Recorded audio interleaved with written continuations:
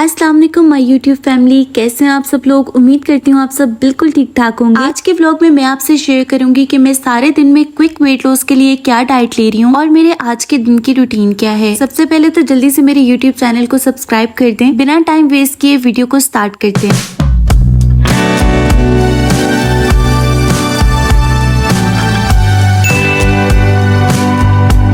सुबह उठते ही मैं 2 ग्लास नीम गर्म पानी के लेती हूँ। पानी इतना गर्म होना चाहिए कि उसको सिप सिप करके पिए। इसके बाद मैं अपना बेड सेट करती हूँ ताकि मेरा थोड़ा सा टाइम गुजरे। फौरन उठते साथ वॉशरूम नहीं जाना, थोड़ा सा काम करके पानी पीने के बाद थोड़ा सा टाइम लेकर फिर वॉशरूम जाना है। अब ऑलमोस्ट 1 घंटे के बाद मैं अपना नाश्ता लेती हूँ। ब्रेकफास्ट में मैंने 3 बॉइल्ड एग्स लेने होते हैं, साथ में जो 2 बॉइल्ड एग्स हैं वो मेरे हस्बैंड के हैं। मैंने अपना आधे से ज्यादा वेट लॉस एग डाइट से किया है और इसमें ये होता है कि आपने ब्रेकफास्ट में और लंच में 3 बॉइल्ड एग्स लेने होते हैं। लेकिन क्योंकि अब मैं एग से बोर हो गई हूँ तो मैं उतनी ही कैलोरीज में रहते हुए डिफरेंट चीजें डेली बना लेती हूँ। जैसे कि अगर मेरा 3 बॉइल्ड एग्स खाने का दिल ना करे तो मैं 2 ब्राउन ब्रेड के स्लाइसेस लेती हूँ, साथ में 1 एग जो है वो बिल्कुल थोड़े से ऑयल में फ्राई करके खा लेती हूँ। अब आज जो है वो हमारी गैस बिल्कुल भी ठीक नहीं आ रही थी तो बॉइल्ड एग्स का तो बुरा हाल हो गया। आप लोगों ने मेरी कुकिंग स्किल्स को बिल्कुल भी इन अंडों को देखकर जज नहीं करना, क्योंकि मैं बहुत अच्छी कुकिंग कर लेती हूँ लेकिन मुझे अंडे बॉईल करना मुश्किल लगता है। और ऊपर से आज गैस नहीं आ रही थी तो 1 अंडा तो बिल्कुल ही पोच्ड एग बन गया। इन बॉइल्ड एग्स के साथ ऑल्टरनेटिव डेज पर एक दिन मैं शक्कर वाली चाय ले लेती हूँ आधा कप और एक दिन मैं ग्रीन टी ले लेती हूँ। ब्रेकफास्ट के बाद फातिमा और मामा का टाइम होता है, हम लोग खूब सारी बातें करते हैं, थोड़ा सा फातिमा को स्क्रीन टाइम भी मिल जाता है। इसके बाद मैंने इसको पकड़ाया इसकी दादों को। आज कुछ पार्सल्स भी आए हुए हैं तो मैं इनको लंच के बाद अनबॉक्स करूंगी। लंच में नॉर्मली मैं 3 बॉइल्ड एग्स ही लेती हूँ, साथ में 1 एप्पल ले लेती हूँ और ग्रीन टी लेती हूँ। अब आज मेरा बॉइल्ड एग्स खाने का बिल्कुल दिल नहीं कर रहा था तो दूसरा ऑप्शन हमारे पास होता है चना चाट का। मेरी मदर इन लॉ ने सुबह सुबह ब्लैक चने जो है वो मेरे लिए बॉइल करके रख दिए थे। यहाँ पर मैं आलू छील रही हूँ। और हाँ, चना चाट का मतलब ये नहीं है कि ये हेल्दी है तो हम इसकी जगह दही बड़े भी खा सकते हैं। हमने चना चाट ही खानी है, दही बड़े में बहुत ज्यादा कैलोरीज होती हैं। और आप ब्लैक की जगह व्हाइट चने भी ले सकते हैं, उसमें थोड़ा सा दही भी डाल सकते हैं, उससे इतना कोई फर्क नहीं आएगा। लेकिन दही बड़े में क्योंकि फलियां जो होती हैं वो ऑयल में फ्राई हुई होती हैं तो बहुत अनहेल्दी होती हैं। इसके अलावा एक और ऑप्शन आपके पास ये होता है कि आप सैलेड बना लें बहुत सारी, उसमें चिकन भी डाल सकते हैं। किसी दिन मैं आपसे जरूर उसकी रेसिपी भी शेयर करूंगी। अब आज की चना चाट में मैं सिर्फ थोड़े से इंग्रेडिएंट डालूंगी। ब्लैक चने मैंने डाल लिए हैं, इसमें मैं आलू डाल दूंगी। और ये सिर्फ मैं अपने लिए नहीं बना रही, ये मेरी पूरी फैमिली के लिए है। जब भी हमारे घर में चना चाट बनती है ना या इस तरह की कोई चीज बनती है तो वो सारी फैमिली के लिए होती है। तो इसकी क्वांटिटी देखकर आपने ये नहीं सोचना कि ये एक बंदा खाएगा। इसके अंदर मैंने सिर्फ आलू डाले हैं, प्याज डाले हैं, थोड़े से टमाटर डाल दिए हैं। अगर आपको कोई और वेजिटेबल भी पसंद है तो आप वो भी डाल सकते हैं। ग्रीन सब्जियां तो कोई भी डाल सकते हैं, उसमें कोई मसला नहीं है, उनमें बहुत कम कैलोरीज होती हैं। अच्छी तरह से इनको मिक्स करने के बाद अब मैं इसमें डालूंगी ढेर सारा चाट मसाला, थोड़ी सी ग्रीन चटनी। ग्रीन चटनी में मैंने सिर्फ धनिया, पुदीना और थोड़े से हरी मिर्चें डाल दी थी। इसके अलावा आप इसमें इमली आलू बुखारे की चटनी भी डाल सकते हैं, लेकिन उसमें शुगर एडिड नहीं होनी चाहिए। चना चाट का हम एक छोटा बाउल खाएंगे और याद रहे जब चना चाट खाएंगे तो साथ में फ्रूट नहीं खाएंगे। अब बारी आती है मेरे पार्सल्स की, जिसके लिए फातिमा तो बहुत एक्साइटेड है। ये मैंने एक शर्ट ऑर्डर की थी अपने हस्बैंड के लिए, ये तो बहुत अच्छी आ गई थी। ये हमने कोगर से ऑर्डर की थी, लेकिन जो मेरा पार्सल था वो इतना कोई बेकार था। मैंने वो जो केचप वाली सॉस वाली डिशेस नहीं होती वो ऑर्डर की थी और वो 6 का सेट था, बिल्कुल ही बेकार था, दिखाने लायक भी नहीं था। पता नहीं क्यों दराज का और मेरा एक्सपीरियंस बहुत ही बुरा रहता है। अब डिनर में हम बनाएंगे बॉइल्ड राइस। अब बॉइल्ड राइस में तो बहुत ज्यादा कार्ब्स होते हैं और इसमें बहुत ज्यादा कैलोरीज होती हैं, लेकिन हमारे बॉइल्ड राइस में से हम सारी स्टार्च निकाल देंगे। मेरी मामा कहती है 5 पानी धोना है। 5 पानी का मतलब है कि 5 दफा पानी गुजार कर उसको निकाल देना है। आगे चलकर इसकी रेसिपी मैं आपको बताती हूँ, मेरी रेसिपी थोड़ी सी डिफरेंट है। इसके अलावा आज हम बना रहे हैं चिकन स्टेक और यहाँ पर मैंने चिकन का दिल तोड़ दिया है। डिनर में भी हमारे पास डिफरेंट ऑप्शंस हैं। मैं लास्ट में अपना डाइट चार्ट भी शेयर कर दूंगी। बस मैं इस बात का ख्याल रखती हूँ कि पूरे दिन में 1 टीस्पून ऑयल से ज्यादा मैं ऑयल कंज्यूम ना करूँ, और अगर करना भी हो तो देसी घी या फिर ऑलिव ऑयल यूज करूँ। चिकन के चेस्ट पीस को मैंने काट कर 4 पीसेस कर लिए, मतलब 2 हाफ करके उसके अंदर से फिर 2 हाफ कर लिए। और मेरे पास क्योंकि मीट टेंडराइजिंग वाली हैमर नहीं थी तो फिर मैंने इस तरह से स्पैचुला की उल्टी साइड से उसकी पिटाई कर दी है। अब हम इसको डालेंगे किसी भी पैन में या बाउल में। इसके ऊपर 1 टेबल स्पून मैंने ऑयल डाला है क्योंकि ये 2 लोगों का है। हाफ टी स्पून नमक, half teaspoon Kashmiri red chilli powder, आप पेपरिका पाउडर भी डाल सकते हैं, साथ में थोड़ा सा धनिया पाउडर, थोड़ा सा जिंजर पाउडर, उसकी जगह आप लहसुन अदरक का पेस्ट भी डाल सकते हैं, थोड़ा सा सोया सॉस और भर भर के काली मिर्च। काली मिर्च तो भाई आप हर चीज में यूज कर सकते हैं, एंटी इंफ्लेमेटरी होती है और वो वेट लॉस में बहुत हेल्प करती है। अब इसके बाद मैंने इसके अंदर डाल दिया 1 चम्मच भर के व्हाइट विनेगर सिरके का और 3 चम्मच के करीब केचप हमारे पास खत्म हो गई थी तो बड़ी मुश्किलों से मैंने यहाँ पर निकाली है। ये चिकन चेस्ट पीस खाकर आप कहेंगे कि डाइट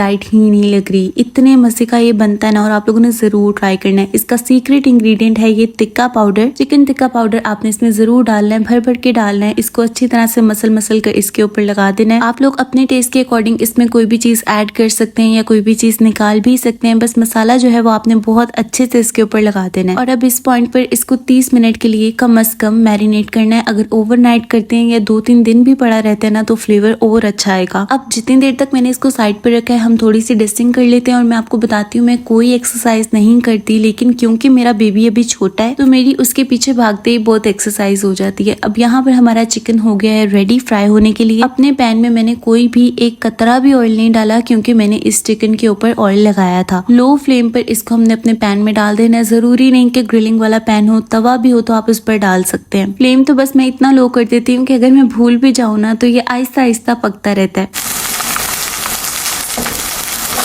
और जो मसाला हमने मैरिनेशन में यूज किया था वो बाकी का भी इसके ऊपर डाल देती हूँ। अब ये है कि क्योंकि मैंने इसमें बहुत कम ऑयल डाला है तो इसको कवर करके पकाएंगे ताकि आपका स्टेक अंदर तक पक जाए। और जहाँ पर भी ये लगे कि मसाला नीचे पैन के लगने लग गया वहां पर थोड़ा सा बिल्कुल ड्रॉप्स जितना जो है ना पानी आप डाल सकते हैं। थोड़ी देर के बाद इसको उल्टा पलटा कर चेक करते रहे। 10 मिनट एक साइड पर और 10 मिनट एक साइड पर लगते हैं और ये पक जाता है। यहाँ पर हमारा स्टेक ऑलमोस्ट रेडी हो गया हुआ है। अब जो हम बीफ का स्टेक बनाते हैं ना वो बहुत जूसी होता है, लेकिन चिकन का थोड़ा ड्राई होता है। तो मैं आपको एंड में दिखाती हूँ कि मैंने इसका क्या जुगाड़ लगाया था कि ये बिल्कुल भी ड्राई ना हो। अभी मैं इसको डिश आउट करती हूँ और इसी पैन में मैंने थोड़ी सी वेजिटेबल्स काट कर रखी हैं, वो हम सॉटे कर लेंगे। इसमें बिल्कुल भी ऑयल नहीं डालना। प्याज जो है वो मैंने जुलियन कट कर लिए थे, साथ में शिमला मिर्च डाल लिए। तेज आंच पर इसको पकाना है, अच्छी तरह से इसको मिक्स करते जाएं। तकरीबन 1 मिनट तक पकाने के बाद इसमें हम डाल देंगे सोया सॉस। आप लोग चाहो तो थोड़ी सी ब्लैक पेपर भी डाल सकते हो, कुछ भी डाल सकते हो, लेकिन मैं इसको इस तरह से पकाती हूँ। इसमें और वेजिटेबल्स भी ऐड हो सकती हैं, लेकिन मैंने यहाँ पर सिर्फ टमाटर डाले। इसमें आप गाजर, शिमला मिर्च कुछ भी डाल सकते हो। टमाटर डालने के बाद हमने इसको सिर्फ 30 से 40 सेकंड तक पकाना है तेज आंच पर। उसके बाद इसमें डाल देना है ऑरिगेनो। इससे हमारे सॉटे किए हुए वेजिटेबल्स का फ्लेवर बहुत अच्छा आता है। अगर आप कोई सॉस डालना चाहें तो वो भी डाल सकते हैं। और बस यहाँ पर हमारा काम हो गया है पूरा। वेजिटेबल्स को हम डिश आउट कर लेंगे। दूसरी साइड पर अब मैं बनाने लगी हूँ चावल। ज्यादा सारा पानी लेकर मैंने उसके अंदर थोड़ा सा नमक डाल दिया, थोड़ा सा ऑयल डाल दिया, क्योंकि बाद में हम उसको स्ट्रेन कर लेंगे। 1 ग्लास मैंने चावल लिए थे, उनको इसमें डालकर बॉईल आने तक पकाऊंगी। जब तक चावल बॉईल हो रहे थे मैंने सोचा सैलेड बना लूं, और सैलेड में मैंने सिर्फ क्यूकम्बर कट करना है। सैलेड आप जितनी मर्जी लो आपके लिए उतनी ही अच्छी है। और ब्रेकफास्ट, लंच और डिनर के दरमियान जब भी आपको भूख लगे तो आप खीरे और गाजर जितने मर्जी चाहो खा सकते हो। आज क्योंकि मैंने वेजिटेबल्स सेपरेटली सॉटे भी की थी तो फिर बस मेरा खीरा खाने को दिल कर रहा था, और मेरे हस्बैंड को भी बहुत पसंद है,